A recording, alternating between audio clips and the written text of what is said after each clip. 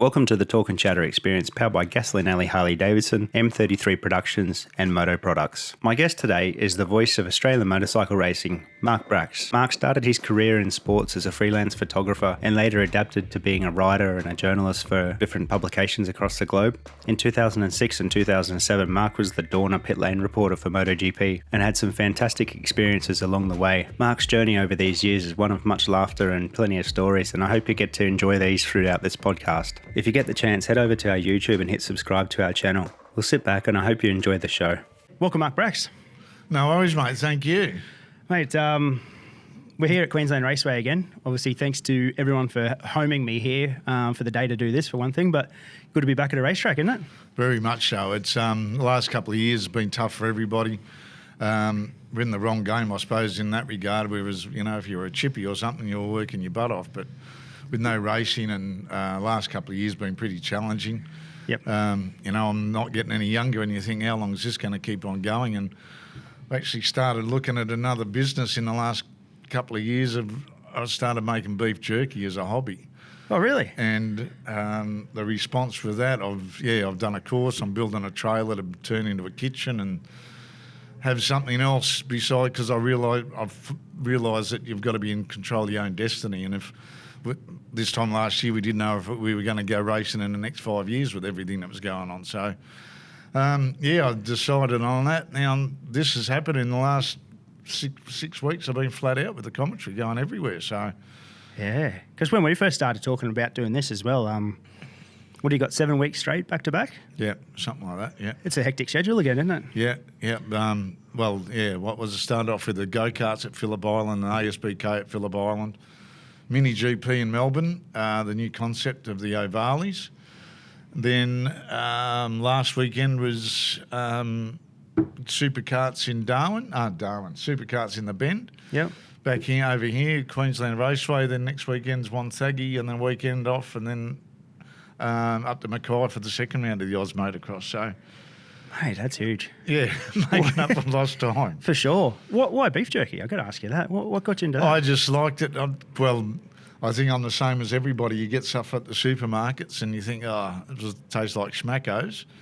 And I just thought, I saw Aldi had a dehydrator for $50, and I thought, I'll have a crack at it. So started making that, and everybody I gave it to is going, that's the best stuff I've ever had. Wow. So I've been selling, giving away, because now that you've got to go through all the rigmarole of health departments and meat authorities and everything, there's a lot of hoops to jump through. And if I'd been making cupcakes, it'd be a lot easier. But because I'm dealing with meat and a raw product, I've got to go through food supervisors course, food handling courses, get the councils involved to make sure you can't have a kitchen in your house doing it. You've got to have a separate kitchen.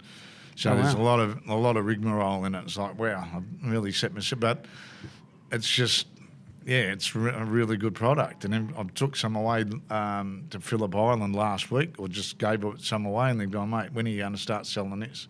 Wow. I've got 4 places on the island that want to start selling it, including butcher shops and cafes and stuff. So mail order. So hopefully by the end of the year, get it set up. I'm changing the name of it because it's different. Yep. I'm not going to call it jerky. I'm going to call it something else. Okay, yep.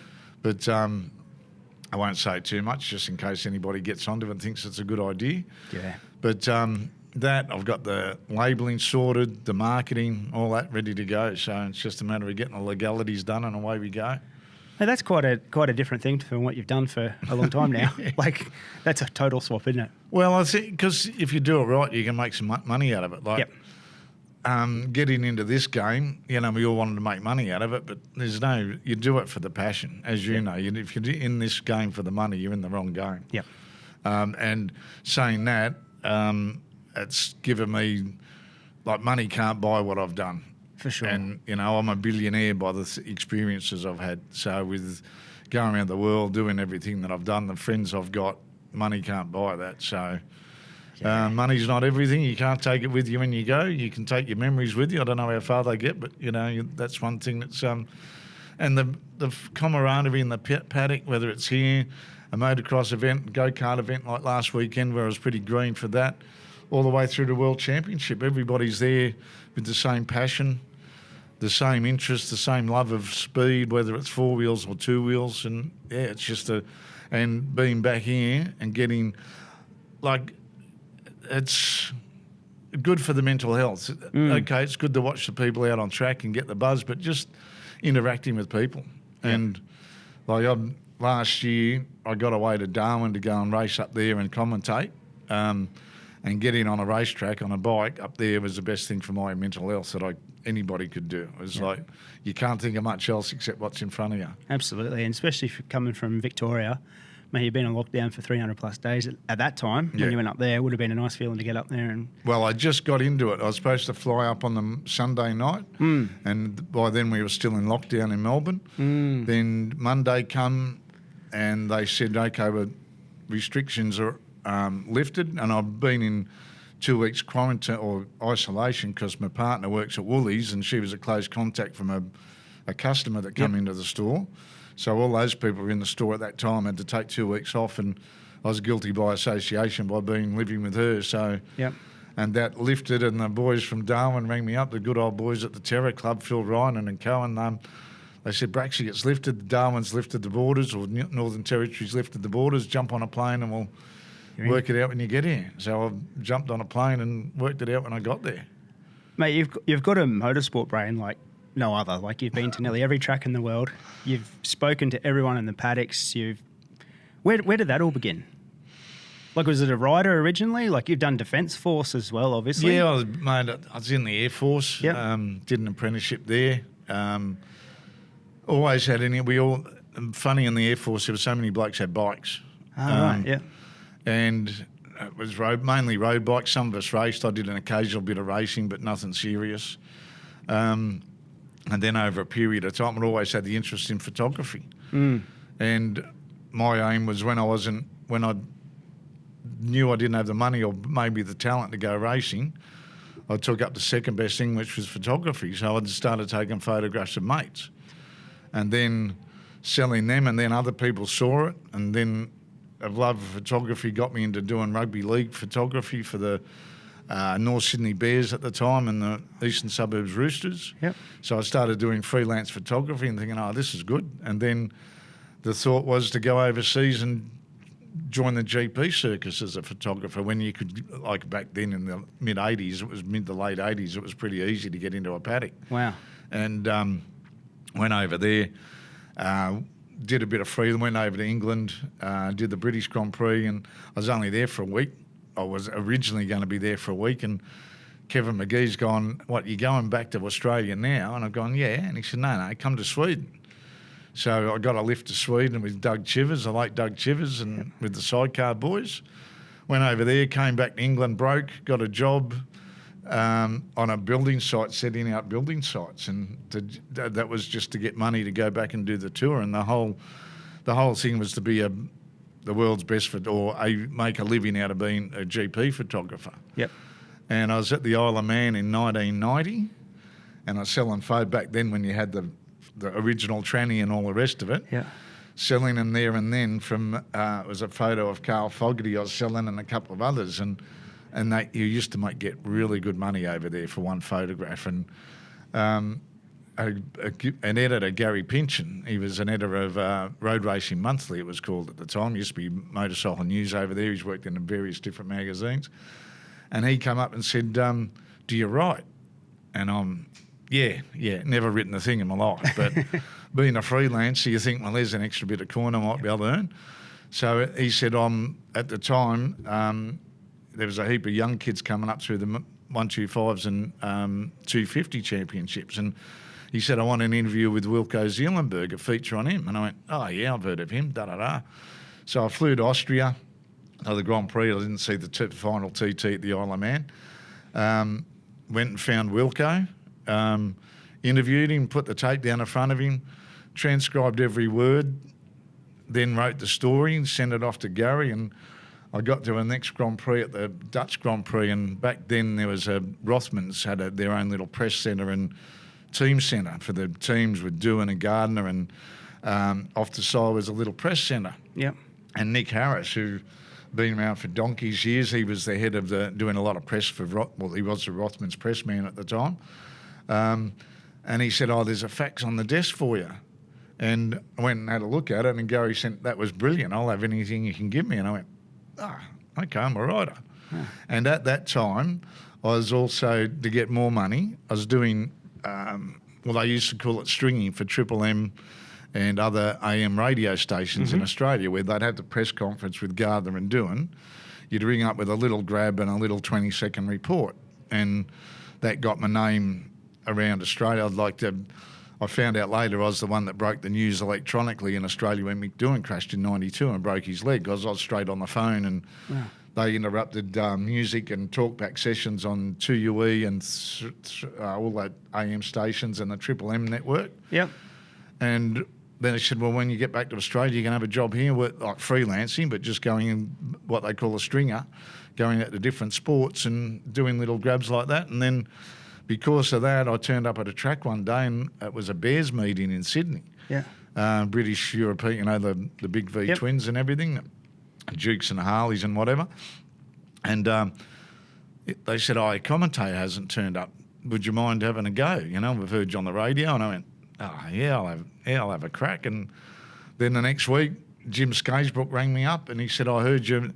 He said, we've got the Australia TT down at Port Kembla in a couple of weeks' time. Yeah. Would you like to work with Will Hagan and Doug Mulray? And I went, yeah, all right. Yeah. Wow. So from there, I've never gone out purposely to be a commentator or a writer or anything. My whole aim was my passion for photography, and it's just flowed on from one to the other, and started from those events. And it just, one thing, like Ken Wooten helped me get into the Aussie Superbikes and the Grand Prix. Yep.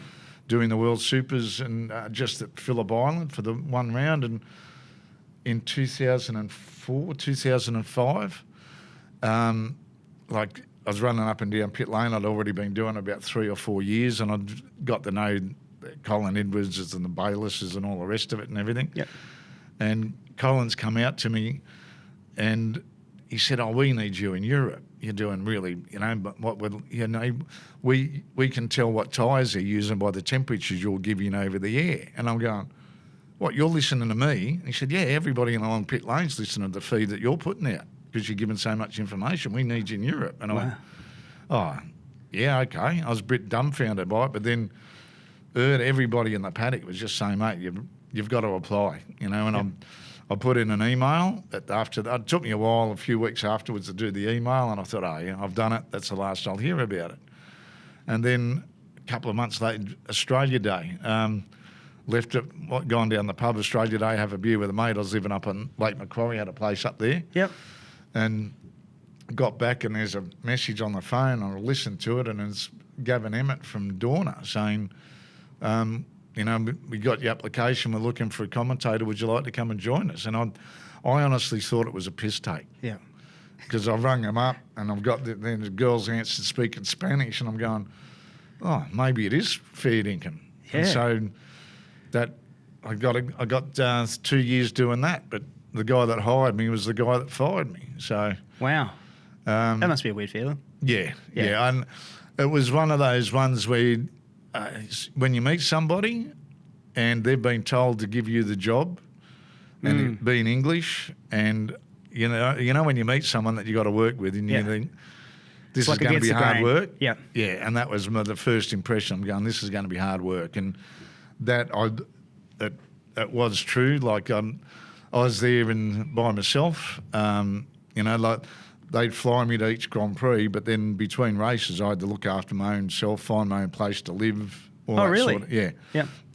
So you're basically on your own, and with one of the few English speakers there, with a couple of like Gavin and a couple of others, I was never invited to any of the concerts they were going to or anything. It was just like, I'm on the outside here. So I did my work, and then after the end of the second year, I went to negotiate this. I thought, yep, here for the third year, and he's basically said, no, there's a couple of things I don't like about you, and I'm going in a different direction. I went, so what is it that I've done wrong? And he said, no, you've done nothing real wrong, but you're too passionate and too friendly with the riders. And I've gone, right, I'm in pit lane, and okay, all right. And then we had another meeting at like successive Grand Prix. Yep.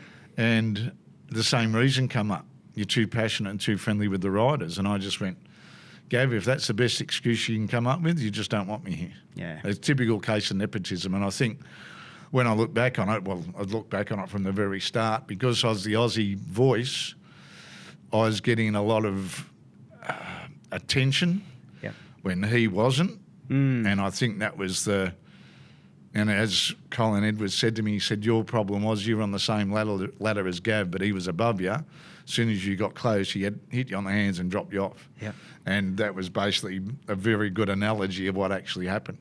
Because in that role too, like it's all relationships. Yeah. You know, if you don't have that relationship with the rider, what do you have when you're in that role? Well, I was the one that was getting, if someone had crashed and the shutter door would come down on the pit box, I'd stick it up and I go, yeah, you can come in and get the scoop. I basically started interviews on the grid. They never did that before. And Wow. that was just an extension of what I did here. Yep. Running around and getting the riders on the grid, and even the grid and Parc Ferme. I was told, no, you can't do it. I was going, I'm going to do the best job possible here. And riders are coming up to me and asking Bracksy talk. And Troy Bayliss is a classic example when he won the Grand Prix at Valencia in 2006 when Nicky Hayden won the title, and one of the most emotional days of my life, that one. And we got off the bike, Troy's won the race, and Gavin's come up to me and he's looked me in the eye, and I'm on the other side of the fence, and he said, you're not interviewing Troy, all right? And I went, I'll do it. And Troy's just walked up to me and he's pushed him out of the way and gone, Bracksy, talk to me. Oh, so I've got him looking over my shoulder. And Troy picked up on it, and he's looked at me and he's seen Gavin. So he just continued talking. What an awkward feeling. Yeah. And it was like, and at the time, like, I got invited to John Hopkins' wedding in Vegas at the end of 07. Yeah. And I've turned up there, and I was the only journo, the only person from Dorna, and there was 50 people at the wedding. Wow. And I'm like, wow. And I think that was one reason that the jealousy, nepotism come into it. Yeah. Like at the US Grand Prix, Brad Pitt comes up and says, g'day to you. Like, and it's like, whoa. And the one, we were at a Yamaha function, and next thing I'm in a headlock, and it's, what's his name? He was in Friends. He was on top. He was the host of Top Gear for a while. I've forgotten his name. Like one of the original Top Gears? No, the one that replaced. Not Bike Fan as well. Not, I can see him. I can still feel the headlock he was putting me in. Matt LeBlanc. He's mad Bike Fan, hey? Yeah, yeah. And we finished there. He said, we'll go and get on the drink and blah, blah, blah. And we went out all night partying and everything. And then Tim Allen, I've gone up to him before the start of the Grand Prix, and he's looked around and he's gone, you want to interview me on the grid, Bracksy? And this is dead set. There's no bullshit in this whatsoever. And I've gone, yeah, I would like to actually, Tim. Yep. And he's gone, as long as you ask me about Ducatis and we're going to the Red Bull party tonight together, well, you can interview me. And I went, wow, sweet. And we get to the Red Bull party and there's little mini-me there. He comes up, jumps on my hip, let's go play poker. Yep. And I'm in a very surreal moments and stuff. And it was all because of my Aussie accent. Just got you in the doors. Yeah, because everybody, and I remember the first Grand Prix I did at Jerez in 06, and the co-owner of Dorna has come up to me after the first race, the 125s, and he's grabbed me and he's given me a big kiss in pit lane. He says, I love the Australian accent. This is going to be so good. And I really thought I was going to be there for a couple of years, or a lot of years. And when I got the flick, I went up to Manel, who I'd done a favour for by taking a fine for him, one of his speeding fines in Spain. He rang me up in Australia going, help me, mate, help me. Yep. So I copped the points, but he paid the fine. And then when I went to see him to return a favour, he's gone, I do not tell my directors what tools to use. I cannot help you. And I just went, thanks. Yeah. So it was, and in all honesty, I never expected to get there. Yeah. Right. So it was a few years of bonus that I never thought I'd have. Yep. I was earning less money going over there than I was earning here. Wow. Because of the Dorna don't pay a lot. Okay. And it was, I'll just turn that off. Yep. So like say the Euro back then. Still about the same, 0.6 to the So it's about the same. Yeah. Probably about the same rate. Yeah, everything goes so on. I still had to pay. And the first year I was there, I got caught out. I didn't have all my tax properly done or declared to them. So they were taking 25% out of me as well, which I never saw again. Jeez. So in that regard, it was disappointing, but at the same time, it was things I'd never thought I'd do. And the friendships. Yep. I can ring Colin Edwards, Kevin Schwantz, John Hopkins up and just have a chat. And when they answer the phone, they go, "G'day, Bracksy, how are you?" You go, "Wow, my name's in their phone." It's not as if they're asking who it is or anything. It's just, and when they come out to Australia, we hook up or whatever. And it's just, like I said, I haven't earned a lot of money, but the experience you have, you can't. That's the currency, isn't it? Yeah. Yep. Yeah, you listen to those stories of, playing poker with Tim Allen. Yeah, and cool. all that sort of stuff is just surreal. And if I went back to them now, they probably wouldn't even recognise me. But I don't know. It's just one of those things and those moments in time. And like even Brad Pitt walking past, and he was being very heavily guarded because he's Brad Pitt. But he's walking past. "G'day, Bracksy," comes over and shakes your hand. Wow. And it's like, and the same with the late Keith Flint from Prodigy. Yes. One of the most beautiful people I've ever met. He was at the German Grand Prix in 06. He came up and introduced himself. Wow. Mad motorcyclist, covered in tats, like neck tats, the whole lot. Yep. You look at him and you think, man, this guy's really mean, ugly, whatever. But one of the nicest I get upset talking about it. The way he approached, just a real, "Are we going for a beer tonight? Do you want... you want tickets to my concerts? Anything will go backstage and what. Not that Prodigy's really up I'm a bit old for that sort of the fire starter stuff. But no, then he came out to Australia one time. He was with Carl Muggeridge and come up to the tower at Phillip Island. He said, "Oh, mate, I wanted to see you." And it's like, wow, Keith. And it's then he commits suicide. Yeah. I think it'll be 2 years ago very, very soon, this date, that he's committed. So it might be even 3 years now. Yeah, it'd have to be, I'd say. Hey? Yeah, so. And the people you meet like that, just, you can't, and money can't buy. But then there's the other side of the coin where you see mates like Kirk McCarthy here.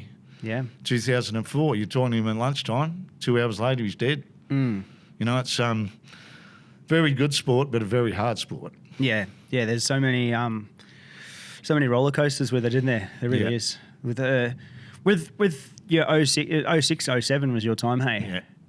Pre-GFC, Aussies in the field. Must have been a good time to be there.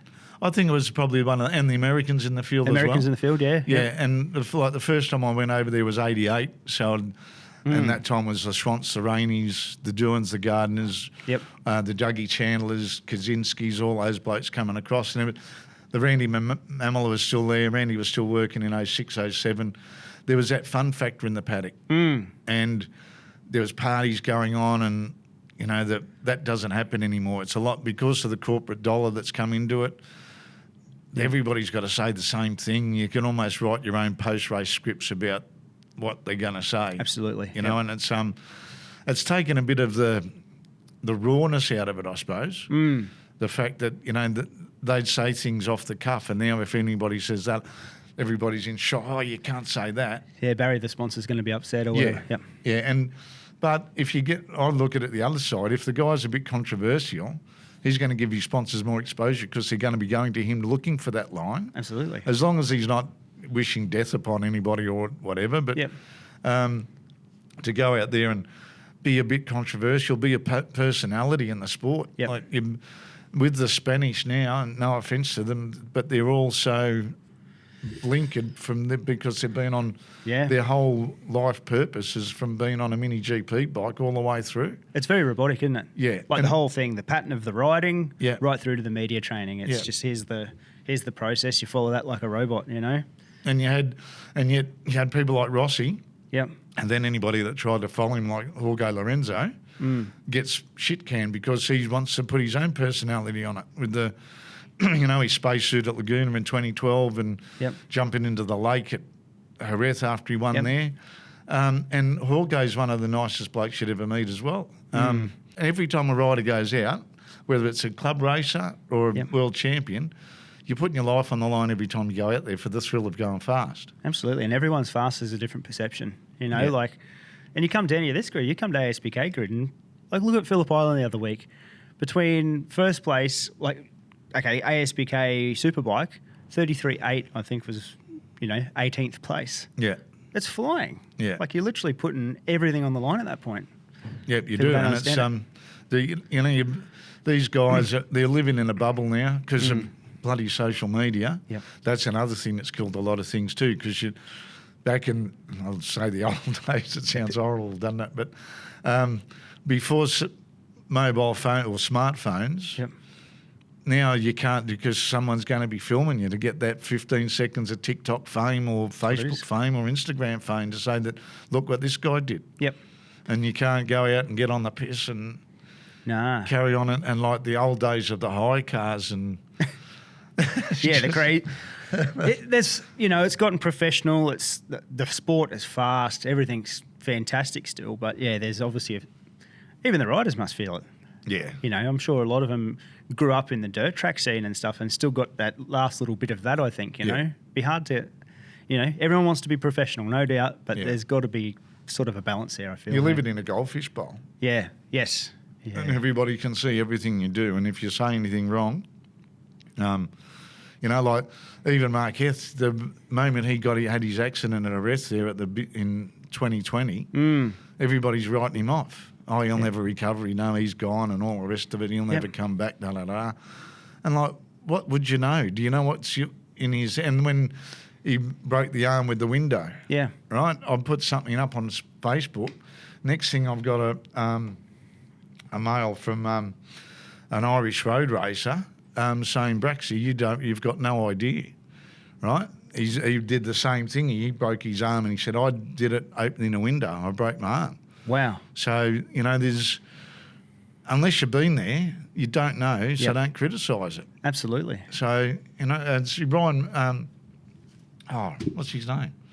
I'll come to me in a minute, so I'm getting old. But Ryan Farquhar. The one, oh, yes. Man, that's won more Irish road racing than anybody else. More pins than ever. Yeah. Like, absolute mammoth of a human, hey? Yeah. Yeah. And he sends you in and go, mate, you're wrong. Yep. That can happen. Really? Yeah. And no, it was him opening a door of a transit van.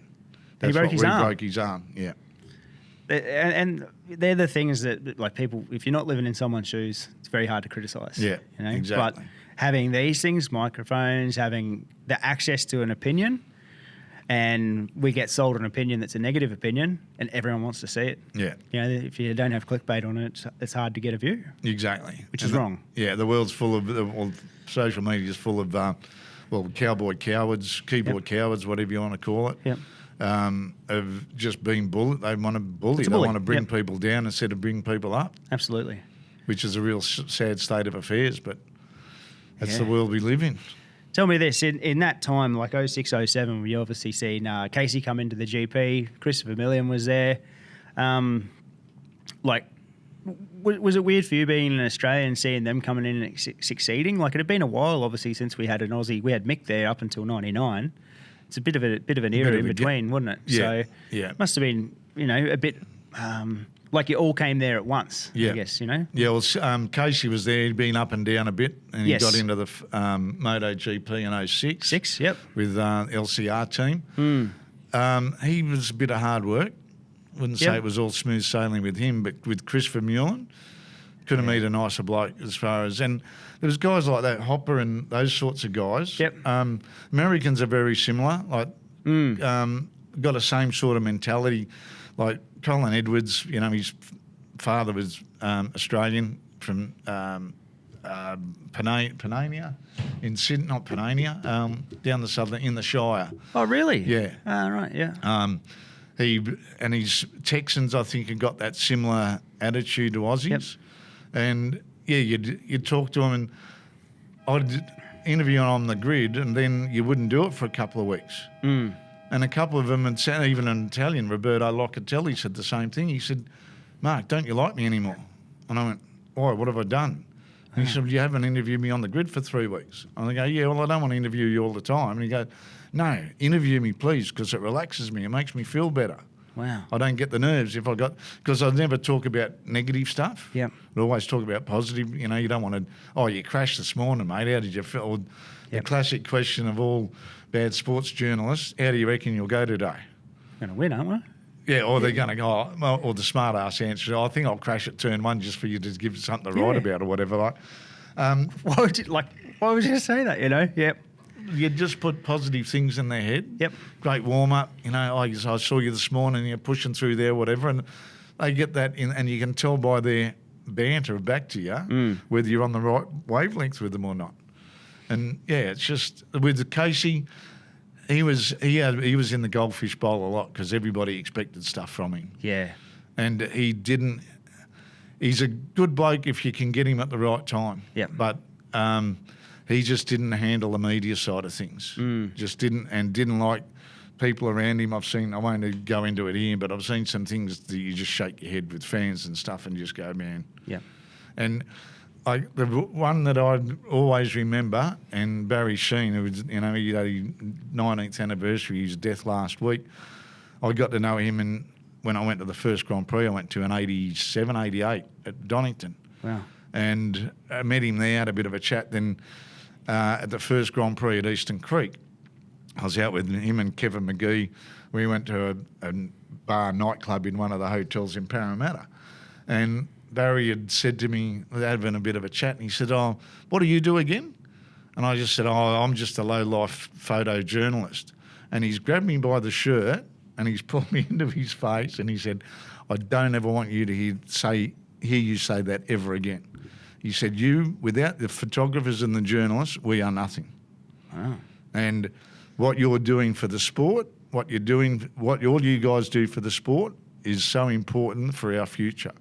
And he said, one thing you got to remember, us blokes, everyone we pass on the way up, we pass on the way back down. And if you give somebody a hard time on the way up, you wait till you get it on the way back out. And I've always remembered that quote from him, that you treat everybody the same. You don't carry on like you're a superstar. Yep, superstar, yep. And I think that's where the majority of motorcycle riders or racers, whether it be speedway or whatever, are a lot more down to earth than, say, a football player or a gridiron player or what, because they can be dead in 5 minutes, whereas the risk on a footy field, okay, there is a risk, don't get me wrong. Yes. Any contact sport has got a risk. But here, when you're sitting on a thing of a combustion engine doing best part of 300 kilometres an hour, and things can go wrong. And as we've seen it last year with those kids being killed, you just don't know. Like poor old Harry Curry last year. He was the one that hit Berta Vignales at Jerez and wanted to race the next day to get it out of his head, but they wouldn't let him. But he was expected to go out and race the next week when he's had been mulling it over for the best part of a week. And you've got to put that behind you. They know the risks, but that's why I think a lot of them are so humble in the fact that they just know that I've got to live each day like it is my last, because one day you might be right. I think there's that. I think that's a huge part. And for myself, I think the other part is motorcyclists have to travel so much as well to do their sport. Yeah. Your average football player is a junior anyway. They, play 7 kilometres away to this club, then the next club. I think that travelling with your family and that brings it back into a hump. Do you reckon that as well? Yeah, very much so. I think the family orientate, when I took over did the GP juniors from when it was the MRRDA, and went to a few dirt track meetings to try and promote the road racing and stuff. The family orientation is great, and they're combining as family. But not only that, I think for the youngsters, it gives them a sense of purpose and direction. That they're, like we'll see this weekend, there's 10-year-olds out there going fast at the best part of 100 miles an hour. It teaches responsibility for your own actions. Yes. You're learning about engineering and physics. Yep.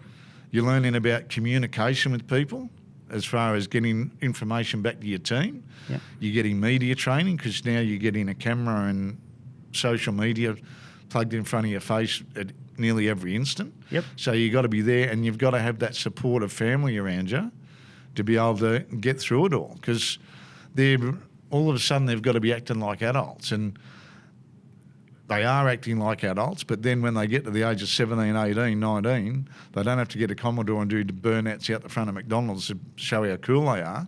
They're already doing the cool shit. Absolutely. And they're getting out there with their family. And I know sometimes it's fraught. You've heard it before, Mick, the dirt track mum and dads, the motocross mum and dads. Yeah. And that was starting to come into road racing a little bit because we're getting so many from them. Mm-hmm. But at least now we're starting to, get that out the door. This is a completely different scenario. It's not 4 laps in a minute and all the rest of it. And I take my hat off to those parents that do the dirt tracks that travel that far to get 10 minutes on track over a weekend. Yeah. That's about what it comes down to. I couldn't believe it how little track time they get. Yep. When you do the couple of practice sessions qualifying and maybe 3 or 4 races. Yep. 4 laps is over in a minute. It's all done. Yeah. Yeah. And then you've got to drive from Mildura, where I went to an Australian Championship, all the way up to North Queensland and stuff. It's like, how much does it cost you? And at the moment I'm reading Toby Price's book. Yes. Yep. Endurance, and I'm only a few chapters into it, and he's repeating how much his parents gave up to the travelling to, like he couldn't afford a license or didn't have a license or anything, so he was relying on his mum and dad. His mum didn't want to go to the race anymore because it was too dangerous, but she was going to offer support to the dad so they could drive there. And like the commitment that people go through for racing is just unbelievable. Absolutely. And I look at dirt track. They don't have the like you come here, OJC, right?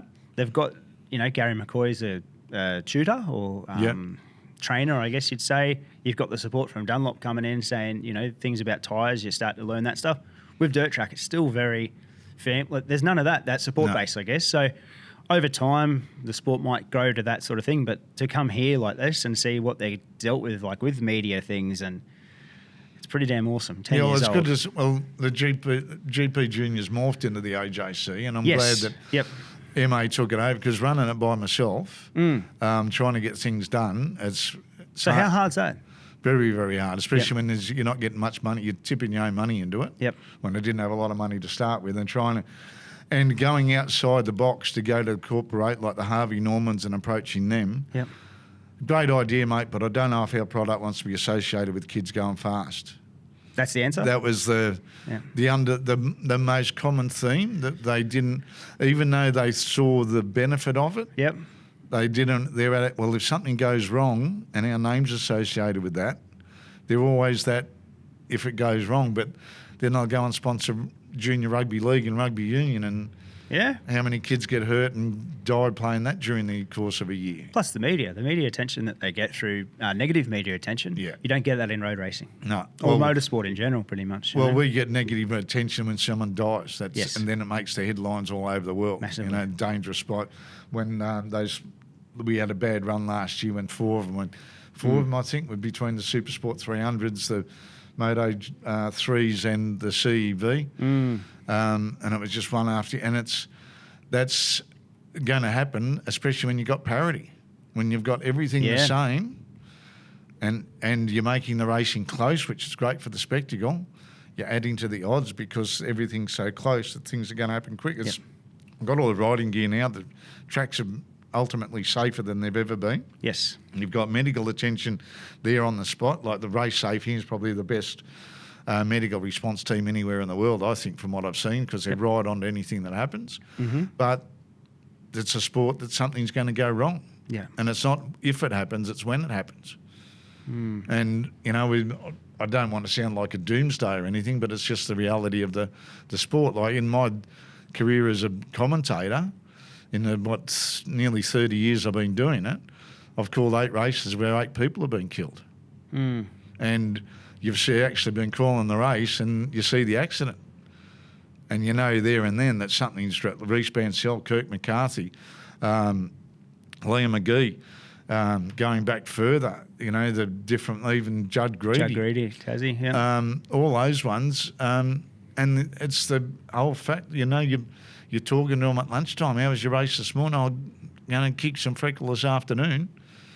And then that's it. And you just know it straight away. It's just that, not nice. But it's just one of the nature. Yeah. And as the old cliche, mate, if it was safe, would we all be getting the buzz out of it? Probably not. No. No. And you've ridden bikes, I've ridden bikes, I've raced bikes. There's nothing like... And then when I went to the TTC a couple of years ago and jumped on a race bike for the first time in a couple of decades, and you forget that adrenaline rush on the grid. Yep. There is nothing like it. So, Especially, you go, sorry. just especially in the heat of Darwin. You got the heat off the bike, the heat off the bitumen, you're just sweating buckets and and the revs are building, and that mad dash down to turn 1 at Darwin when you're bouncing off each other, and you come in and you just go, how good was that? And you've scared yourself. Yep.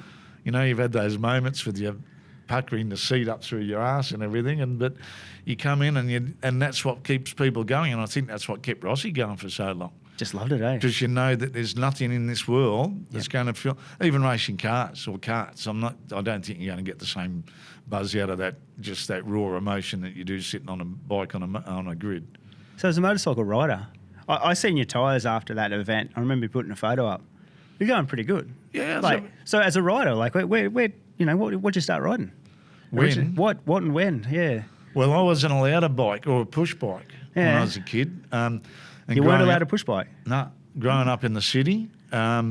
Victoria? No, Sydney. Sydney City, yeah. Going back to this is where it started. In our family, they were called murder bikes. Really? Because my father, when they were living up on the farm at Casino, had a couple of properties at Casino, and he had a Harley sidecar. Yep. And this is going back to 1923. Wow. He'd gone off to work. They had a trucking company, milk deliveries beside the farm. Mm-hmm. The younger brother, William, who was only 15, stole the bike and got one of his mates to drive it or ride it. And the bloke that was riding it was used to riding in Indian. And back then, the Indians had the throttle on the left-hand side, and it used to work opposite. Right. They open it up, you'd actually close it off in our terms. Yep. And the purpose of that was the police could use it so they could draw their sidearms and shoot crims while they were riding their motorbikes. Really? That's why they... and anyway, they were out, had a crash. William ended up dying, right? So from then on, my grandma, she refused to live in that house. The bike got burnt, whatever, destroyed. Yep. And from then on, no one was allowed, like, my parents died when I was pretty young, but my push bike, I didn't get one of them till I was about 15, when my brother said, if you can get that one from under the house and fix it, you can ride it. And as far as getting on a motorbike, but as soon as I joined the Air Force and got our licence, then that's when you got into it? Yeah. Late starter, 16, 17. Went to Malaysia with the Air Force over there, did a bit of motocrossing. Quickly found out that the dirt rides me a lot better than I ride the dirt. It's tough stuff, eh? So stuck with the road. Yep. And my dad was a champion push bike rider when he was younger, and I've always thought, because I'm not too bad on a motorbike. Like in Darwin, I got a third and a second, and next year they're saying, oh, you'll have to be in the superbike class, and I'm going, no. Because I've seen those results. I'm like, you must be pretty handy. And I've seen a few of the other photos from the island on different bikes. I'm like, yeah, okay. Considered you hadn't ridden a race bike you raced a bike for, what did you say, 2 decades? Yeah. It's a fair while in between gigs. Yeah. When was the last time? I was doing the Harley series, did that sporty series. The Roaring Sporties? Yeah. Yep. With the Ken Wooten days? Yeah. Yep. Out racing with him.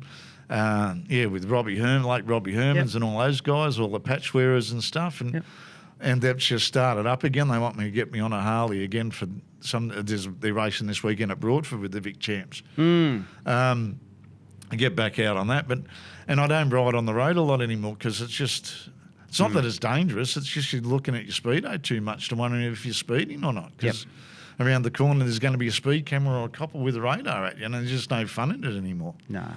Whereas on the track, it's just, I've just got to I'm looking at a little 600 track bike for Phillip Island so I can go out and, because when people give you a bike, like the other week I'm on an RC30 that's worth $100,000. And I seen a photo of this. You nearly ran, someone come down in front of you, hey? Yeah. And you're on an RC30. Yeah.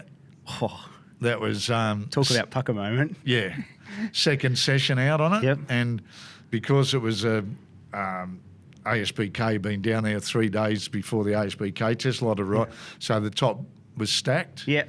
And I'm thinking, well, I'm going to take my time to get up to speed on this one. I don't want to be a wood duck in front of guys or whatever. I'll start with the medium slows. And got out with that and covered my way through getting the hang of the RC30 and everything. Second session, I've gone into Honda corner and gone past a couple of guys under brakes, gone through Honda, coming out into Siberia, going out wide, and then as I'm tipping in, I'm looking through the corner and I just see this flash up this inside of me and I'm going, what the fuck are you doing there? And as I've said that, the front's folded and I'm just going, oh no.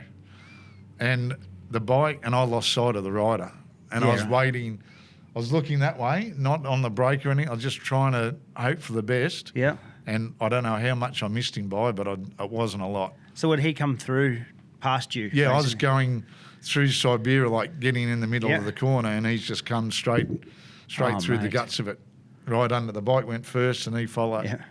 And I thought the bike, and then when I thought I've got him, but thankfully I would. If that had come down, I think I would have just walked over to the cliffs at Siberia and jumped off without the embarrassment of going back to Peter House and saying, "Sorry, mate, but here's your bike back."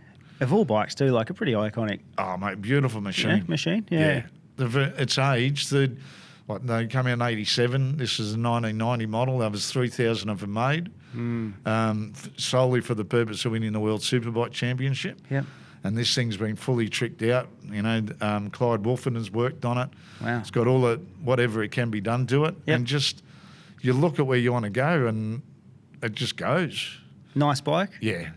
And the sound, you know, you hear it on full noise when you're standing on a pit wall or something and they sound good, but when you're riding it, it's just, I was hanging off the side and I thought there was a guy coming up the inside of me when I was on left-handers, but it's just the roar of this exhaust in your ear and it's like, I want to hear some more of that, and a very narrow power band. Is that right? Yeah. 9,000 or 12.5.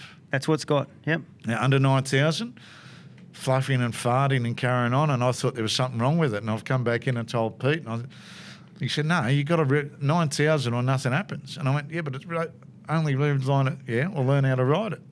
Oh, okay. It's like a two-stroke, isn't it? You got that real little band. And, yeah, right. You wouldn't expect that from one of those. No. Like just as an outsider. Especially with a V4. V4 motor. Yeah.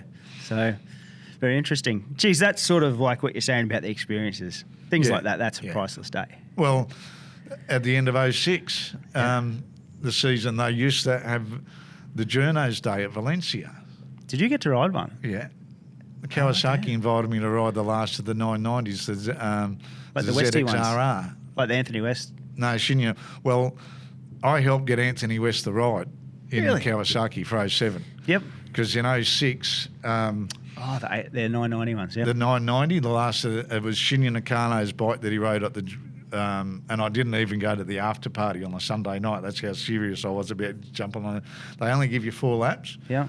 But Michael Bartolini and Ian Wheeler. Michael Bartolini was the team principal. Yep. And Ian was the PR man.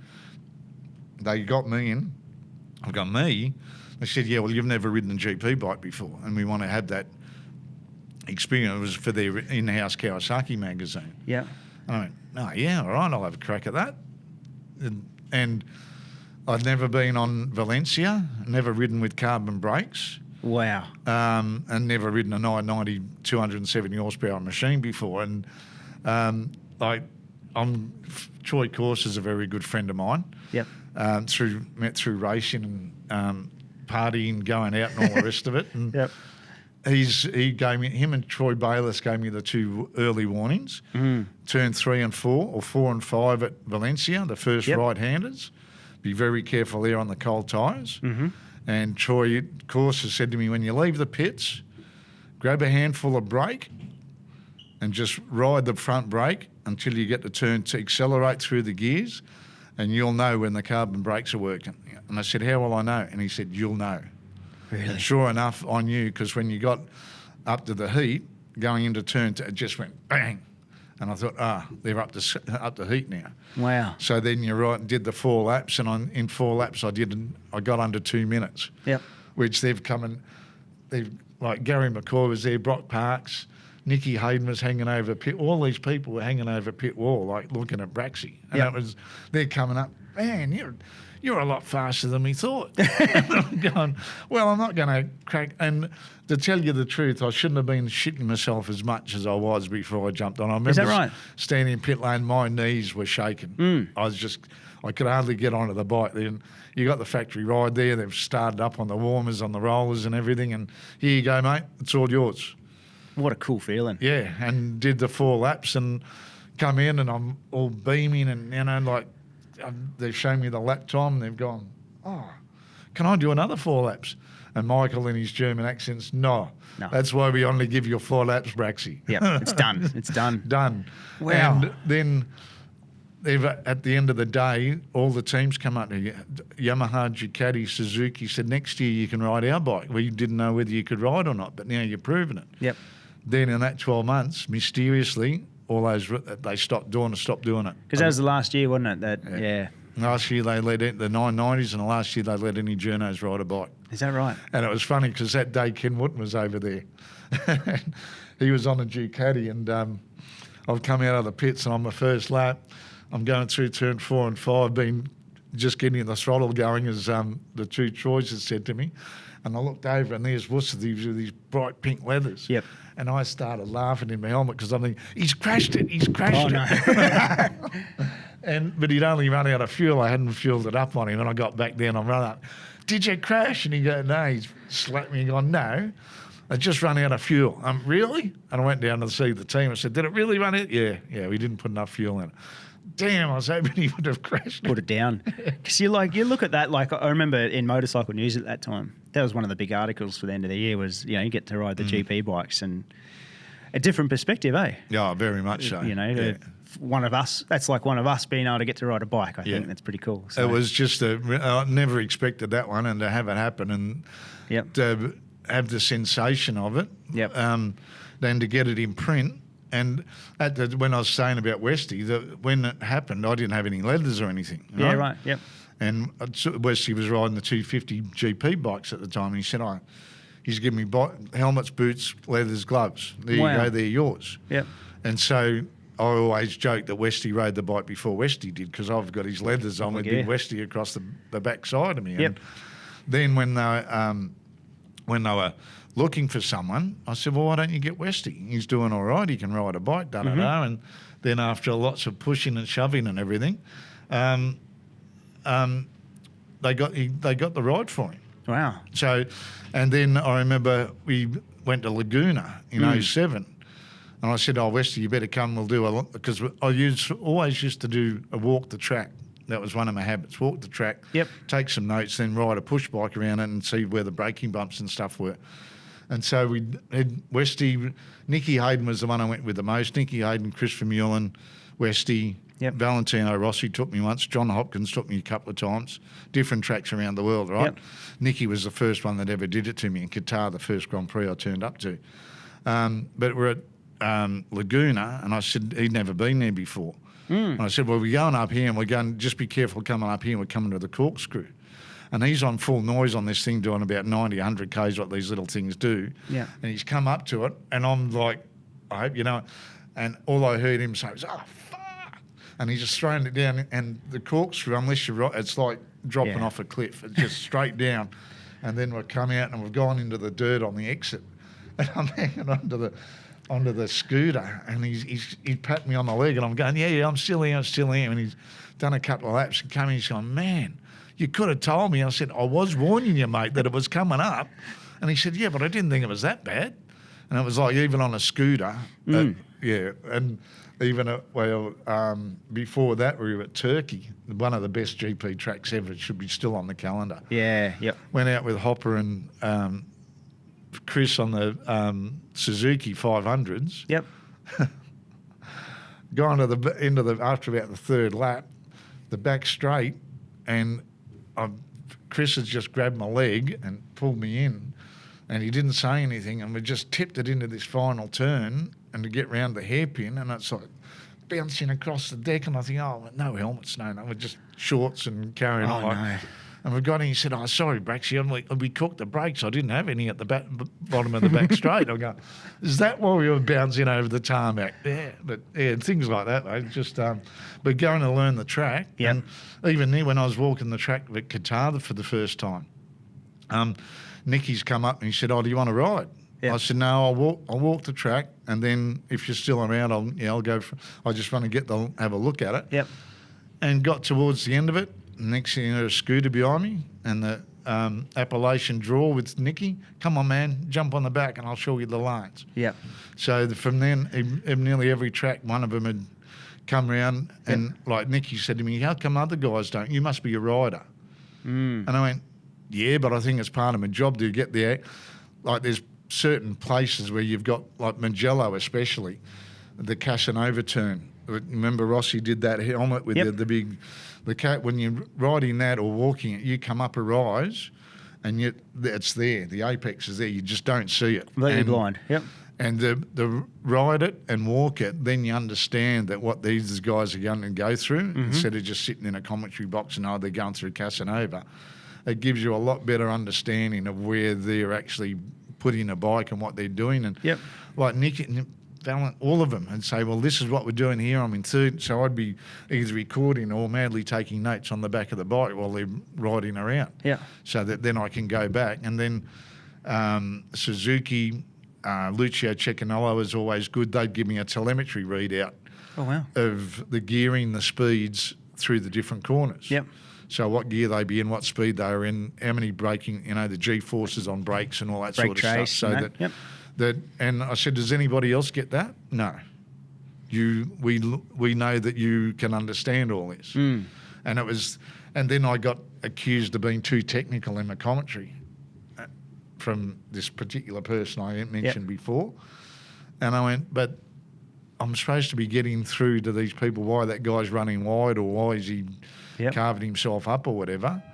And the reason being, he'd never ridden a bike before, so he had no comprehension of what was a rider was going through. Like if a track goes from wet to dry and you don't get a chance to make your changes, you're going to be pushing wide when you're exiting corners because the thing's so soft and everything. And you're only explaining to you or anybody else sitting at home why that's happening. And 99% of the people watching television are motorcyclists. Absolutely. So you try and get that across to them. Yep. But yeah, it's and I still try and do that now. Because it's about painting a picture, isn't it, for something? Yeah. Well, even going to the Bend last year, like after going to Darwin with Phil Burke, he rang me up and said, he got one of Brian Starr, one of the BC Performance's ZX10 RRs. Yep. Took that up to Darwin for me. Wow. So that's the bike I rode up. Was it really? Yeah. Green Missile. And I nearly killed myself on the first session on the Friday morning because it's got an auto blipper on it. Yep. And on first lap out, second lap, all right, hold it pinned. I know I've raced there before, so I knew where the braking points and everything were. And I've gone down past the braking point, big handful, click through the auto blipper. You just click the gears and it changes. I've had a brain fart when I've got to third and I've revved it, and the thing's just taken off. Wow. And I'm going and I've just grabbed a big handful of brake. I've just passed the guy on a 600. Big handful of brake and that hard that it's just pitched on its nut. I thought I was over the bars that I grabbed it that hard. Wow. The back was flipping around. I had both feet off the pegs. The peg hit me that hard in the back of the leg with my leathers and boot on. I still had a big bruise there for about a week. And I had the presence of mind to get off I don't know how I did it, but to just get off because I can't crash. Yep. And got round it and come back and did it another couple of times and got back into the pits and gone, I think there's something wrong with the bike, Phil. It's not. And he sat me down and said, "What are you doing?" And he said, "Mate, the auto blipper." And I'm going, of course. Never, he said, just when you go to change down, just shut that throttle and the bike will do the rest. Yep. Those things you only do. It's not like Bart Simpson. You only do it once before you learn your mistake. And the guy that I passed came up to me after. He said, "Your name's not Bracks, it's Mark Heth. How the hell did you get away with that?" He said, "All I saw was the bottom of the bike and you looked like you were sailing over the bars." And as you say, Green Missile, like they fly 1.4 kilometres straight or something. It's an insane straight. So you'll be I've got footage and I'm just blasting past these 600s. What a time. Oh, mate. And then because of that, Evan Bile said to me, because every time I've gone to the Bend, they've always had a ride day afterwards. And every time I've gone there, they've gone, "Oh, you're staying for the ride day?" And I went, "No." But this time with the ASBK in December, Bylesy rang me up before and he said, "You've got this sister bike to what you raced at. It's here if you want to ride, have a Champions Day." And Scott and Cole at Champions were champion people. Yeah, mate, come and have some fun. Evan ended up in hospital. He crashed in one of the races, but beat himself up badly. I got a message. "Bracksy, the bike's in the garage, tyre warmers are on it, all you're fueled up, all you do is just go out and have some fun." Mate, factory. So I've gone out, then realised how, because as people, it's really flat. No, it's not. It's like saying Darwin's flat.